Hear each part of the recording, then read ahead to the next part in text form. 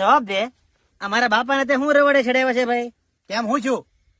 કાલે ઈ એવું કરતા હતા ને, હું ઈશારે છેડ્યો છું ભાઈ. હું કરતા હતા?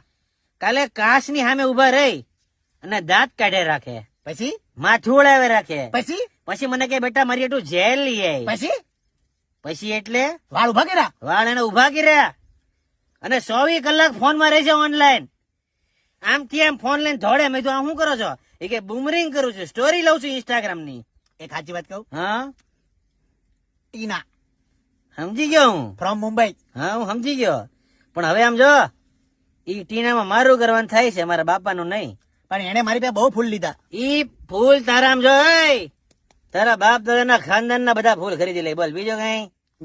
કરીને બતાય તો માની જાવ. આ લે, આ 1000 રૂપિયા રોકડા ફૂલના. ઓહો, આ બધા ફૂલ ખરીદી લીધા. લે ટીના તારી.